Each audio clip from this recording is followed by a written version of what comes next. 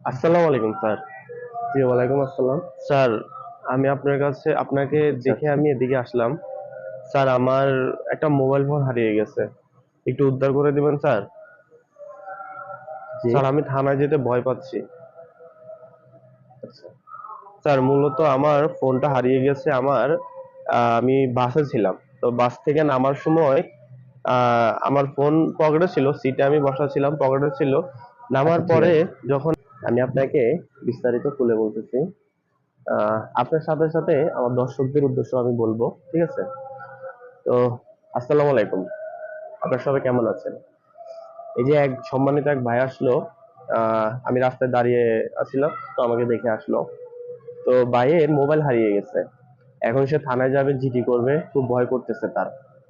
তো আমি এই ভাইয়ের পরিপ্রেক্ষিতে আপনাদের সবার উদ্দেশ্যে, আপনারা যারা আমার ভালোবাসার মানুষ আছেন, আপনাদের সবার উদ্দেশ্যে আমি এই বিষয়টা আরো ভালোভাবে আপনাদের গুছিয়ে বলবো, ঠিক আছে? তো ধরুন, আহ সাধারণ একজন মানুষ থানায় গেল জিডি করার জন্য। এখন ধরুন তার মোবাইল হারিয়ে গেল, তাকে কেউ মারলো, বা কোনো কিছু একটা চিন্তায় বিষয়, যদি সে থানায় গেল জিডি করার জন্য, ঠিক আছে, বা তার চেক বই হারিয়ে গেল, তো এই বিষয়ে সে জিডি করতে থানায় গেল। তো থানায় যাওয়ার পরে যে থানা অফিসার তার জিডিটা নেবে, জিডিটা নিল না, তাকে থানা থেকে বের করে দিল। বের করে দিল, কি বললো যে ভাই আপনি এইসব জিনিস কালেক্ট করে নিয়ে আসেন। এখন আপনাকে থানা থেকে বের করে দিল, আপনার মনের ভিতরে, আপনি থানা থেকে যখন বের হলেন, আপনার মনের ভিতরে অন্য একটা বিষয় কাজ করলো।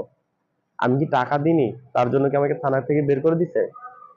তো আপনার ভিতরে অন্যরকম একটা চিন্তা ভাবনা কাজ করলো পুলিশের প্রতি। তো এখন আপনি কি করবেন এই বিষয়ে? তো আমি প্রথমত বলি, আপনাদের যখন কারো মোবাইল ফোন হারিয়ে যায়, ধরুন আপনার একটা গুরুত্বপূর্ণ একটা চেক বই হারিয়ে গেল, বা আপনি কারোর সাথে মারামারি করলেন, আপনার একবার নাক মুখ টুক একবার বক্সিয়ে দিল, ঠিক আছে, রক্ত টক্ত বের হলো। তো যখন আপনার মোবাইল ফোন হারিয়ে যাবে, এখন মোবাইল ফোন হারানোর পরে আপনি কি করলেন, সোজা ডাং ডাং করে থানায় চলে গেলেন।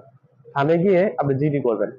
এখন থানার অফিসার যদি বলে ঠিক আছে জিডি করুন, আপনি মোবাইল ফোনের আইএমই নাম্বার দেন, আপনার এনআইডি কার্ডের নাম্বার দেন, আপনার যে সিম ছিল ওটাতে লাগানো ওই সিমের নাম্বার দেন, বা আপনার বর্তমান সিম যেটা আপনি ইউজ করবেন সেটার নাম্বার দেন।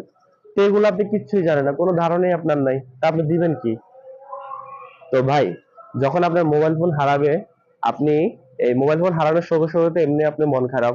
তারপর আপনি যখন জিডি করতে যাবেন, আপনি বাসা থেকে আপনার এই যে মোবাইল ফোনের যে আইএমই নাম্বার, আপনার মোবাইল বক্সের ডানে বামে যে কোনো এক জায়গায় থাকে, আইএমই নাম্বার থাকে দুটা।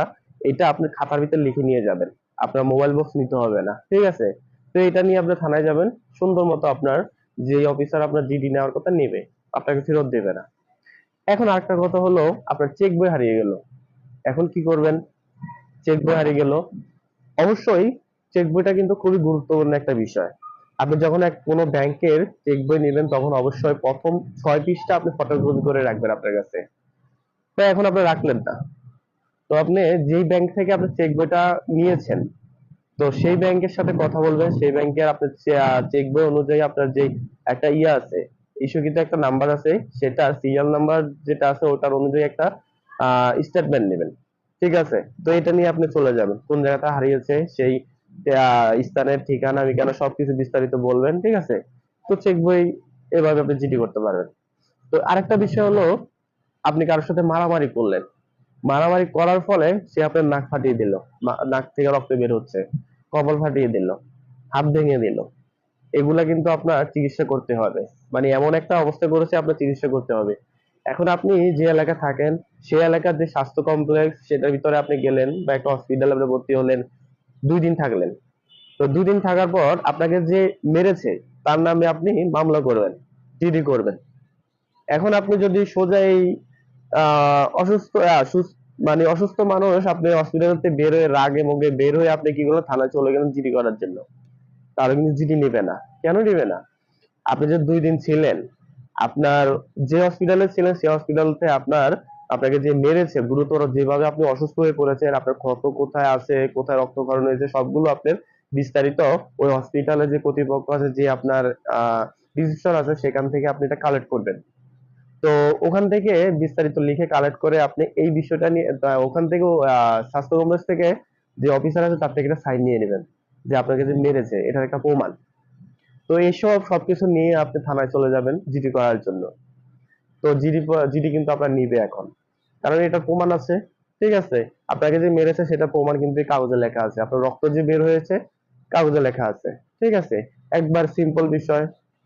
তো এই সব যদি আপনি মাথা চিন্তা করে যদি থানায় যান তাহলে কিন্তু অফিসার ডিউটি যে থাকে সে কিন্তু আপনার জিডি নিতে বাধ্য, আপনার মামলা নিতে বাধ্য। ঠিক আছে, এই যে আপনি ভাই যেহেতু আমার কাছে আসলো এই বিষয়টা জানার জন্য, তো আমি ভাইয়ের উদ্দেশ্য বললাম, আপনাদের উদ্দেশ্য বললাম, জিডি আপনার এই ক্ষেত্রে 100-তে 100% নেবে, আপনি নির্ভয় থাকেন।